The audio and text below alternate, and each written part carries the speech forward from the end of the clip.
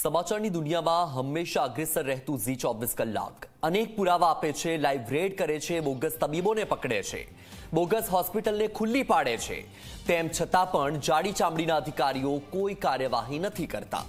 ઝી 24 કલાકે ખ્યાતિકાંડ ઉજાગર કર્યું, મહેસાણાનું નસબંધી કાંડ ઉજાગર કર્યું, આજે બોગસ તબીબોને પકડ્યા। હવે તો જાગો આરોગ્ય મંત્રી। ગુજરાતમાં હજારોની સંખ્યામાં બોગસ તબીબો સારવાર કરે છે, દવાખાના ખોલી દે છે, લોકોને બાટલા પણ ચડાવે છે। ડેન્ગ્યુના દર્દીની સારવાર કરી રહ્યા છે આ બોગસ તબીબો।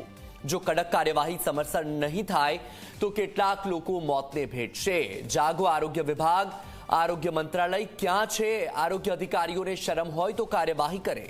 ગુરુવારે સુરતમાં 13 નકલી ડોક્ટર પકડાયા હતા। સુરતમાં તો નકલી ડોક્ટર બનાવવાની જાણે કોલેજ ચાલતી હતી। ઝી 24 કલાકે ઝોલાછાપ ડોક્ટરોને ત્યાં રેડ પાડી। બીએમએસ ડોક્ટરો દર્દીને બાટલા ચડાવી રહ્યા છે। સુરતમાં દુકાનોમાં હોસ્પિટલો શરૂ કરી દેવામાં આવી છે। કોઈની પાસે બીએમએસની ડિગ્રી તો કોઈની પાસે બીએમએસની ડિગ્રી।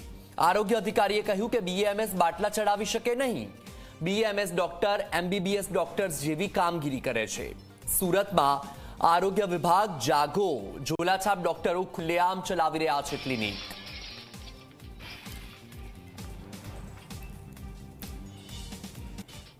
શકો છો અહીં ખાસ કરીને ઓમ સાઈ ક્લિનિક, ખાસ કરીને તેની જો ડિગ્રીની વાત કરીએ તો બીએમએસ એટલે કે હોમિયોપેથિક દવા આપી શકે છે, પરંતુ આપ જોઈ શકો છો ફેમિલી ફિઝિશિયન અને સર્જન આ બંનેનો ઉલ્લેખ અહીં કરવામાં આવ્યો છે। એટલે કે આપ જોઈ શકો છો ડિગ્રી ના હોવા છતાં સર્જનનું બોર્ડ મારી દીધું છે અને આ ગરીબ લોકોના સ્વાસ્થ્ય સાથે ચેડા કરવામાં આવી રહ્યા છે। આપણી સાથે તબીબ જોડાયા છે, તેમની સાથે આપણે વાતચીત जी डिग्री है हमारी पास, डिग्री है।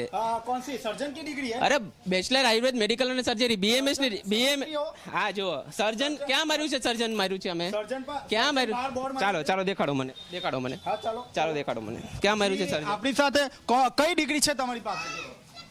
ને આપ જોઈ શકો છો બીએમએસ ની જે ડિગ્રી છે અને આ ડિગ્રીમાં ખાસ કરીને જે લોકોની જે સારવાર હોય છે તે ફક્ત દવા આપવામાં આવતી હોય છે, પરંતુ અહીં જે બાટલા છે તે બાટલા પણ ચડાવવામાં આવ્યા છે। આપ જોઈ શકો છો હાલમાં ગરીબોના સ્વાસ્થ્ય સાથે ચેડા કરવામાં આવી રહ્યા છે।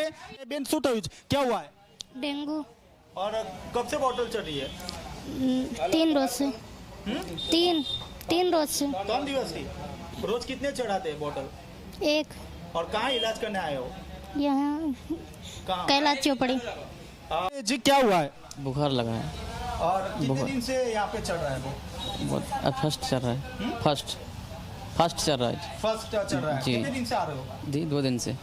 જી આપ જોઈ શકો છો જનના 3 દિવસ અને 2 દિવસથી જે દર્દીઓ છે તે આવી રહ્યા છે। આપણી સાથે તબીબ છે, બીએમએસ ની ડિગ્રી છે। મારી વાત સાંભળો, જિલ્લા આરોગ્ય વિભાગનું એવું કહેવું છે બાટલા ના ચડાવી શકો। તમે પેલા સાહેબ હારે વાત કરી લો, પેલા તમે આ સાહેબ સાથે વાત કરી લો। અમારા આયુર્વેદના મેન અધિકારી છે, હું તમને જે પૂછું એનો જવાબ આપો। અમારા સેક્રેટરી સાહેબ છે, બાટલા ચડાવવાનો ઇમરજન્સીમાં બધો રાઈટ છે અમને।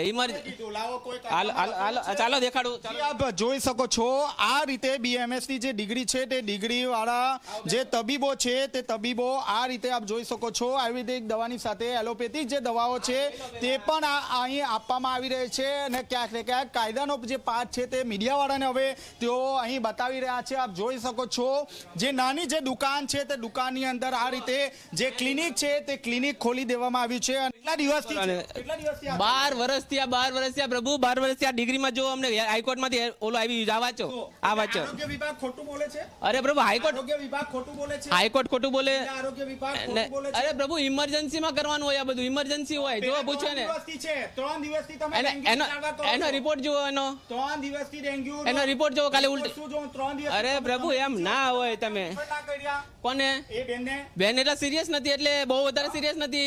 કેટલા બોટલ ચડાવ પૂછો દિવસમાં? એને એડમિટ નથી કર્યું। આવે છે તમારે ત્યાં? એક જ બોટલો ચડે રોજનો।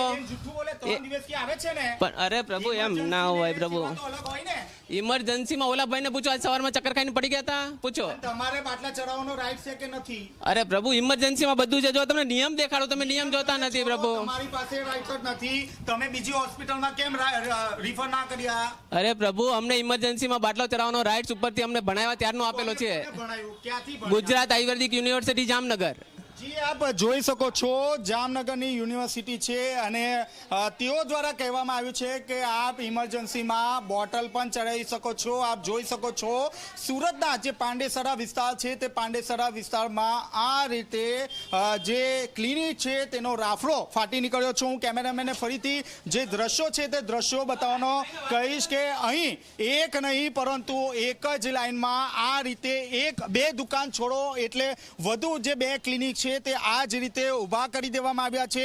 ક્યાંક ને ક્યાંક લોકોના સ્વાસ્થ્ય સાથે ચેડા કરવામાં આવી રહ્યા છે, પરંતુ જે આરોગ્ય વિભાગના જે ચેરમેન છે તેમને કોઈ પણ પ્રકારની તસદી લીધી નથી. હજી પણ જાડી ચામડીના જે અધિકારી છે તે એમ કહી રહ્યા છે કે પોતે ફિલ્ડમાં છે, જેને કારણે તેઓ અહીં આવી શકશે નહીં અને કામગીરી કરી શકશે નહીં. આપ જોઈ શકો છો ગત રોજ જે રીતે ઝોલાછાપ તબીબો ઉપર કાર્યવાહી કરવામાં આવી છે, ત્યારબાદ જે અહીં જે ક્લિનિકો છે તે ક્લિનિકો આ રીતે બંધ કરી દેવામાં આવ્યા છે. જે દુકાન છે તે દુકાનની અંદર આ રીતે જે દુકાનો છે તે દુકાનોની અંદર ક્લિનિક ખોલી દેવામાં આવ્યું હતું. આ એ ક્લિનિક છે જે ગત રોજ જે આરોપી છે તે આરોપીની ધરપકડ કરવામાં આવી છે અને હાલમાં તેનું જે ક્લિનિક છે તે ક્લિનિક બંધ કરી દેવામાં આવ્યું છે. આટલી મોટી ગંભીર બેદરકારી આરોગ્ય વિભાગની છે. ઝી 24 કલાક દ્વારા તેમને તમામ પુરાવાઓ આપવામાં આવ્યા, તેમને સરનામું આપવામાં આવ્યા, તેમ છતાં જાડી ચામડીના જે અધિકારી છે, ખાસ કરીને અનિલ પટેલ, પોતે ફિલ્ડમાં હોવાનું કહી બહાનું કરી રહ્યા છે. ખાસ કરીને તેમની જે કામગીરી છે તે હાલ પોલીસ કરી રહી છે, જેને કારણે જે લોકો છે તે લોકોમાં રોષનું વાતાવરણ જોવા મળી રહ્યું છે.